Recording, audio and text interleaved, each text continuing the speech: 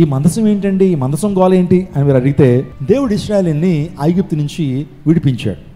400 సంవత్సరాలు వారు ఐగుప్తు బానిసత్వంలో ఉన్నప్పుడు వారు విడుదల చేయబడ్డారు. వారు విడుదల చేయబడి కనాను దేశానికి వెళ్తున్నారు. వాగ్దాన దేశం, దేవుడు ఒక వాగ్దాన దేశాన్ని ఇచ్చాడు. అక్కడ పాలు తేనెలు ప్రవహించేటువంటి దేశం అట. ఆ దేశానికి వారు ప్రయాణం అయితే వెళ్తున్నప్పుడు అనేక అభ్యంతరాలు వచ్చినాయి. దేవాదేవుడు వారిని కాచి కాపాడుతూ వచ్చాడు. పగలు మేఘస్తంభాన్ని వేశాడు, రాత్రి అగ్నిస్తంభాన్ని వేసి చక్కగా వారు నడిపిస్తున్నప్పుడు వారికి ఆరాధన లేదు. ఏం లేదు, వారికి చర్చ్ లేదు. అందుని బట్టి దేవుడు ఒక గుడారాన్ని మాత్రం ఏర్పాటు చేయమన్నాడు.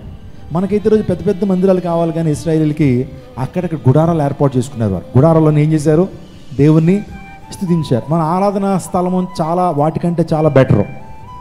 ఇప్పుడు మనం ఈ ఆరాధనా స్థలాన్ని చూసి ఇరుకు అయిపోతుంది పాస్టర్ గారు, గాలి ఆటలేదని అంటాం. కానీ పాత నిబంధనలు ఇశ్రాయేలీలు ఇంతకంటే మంచి ఆటల్లో వాళ్ళు ఆరాధించలా.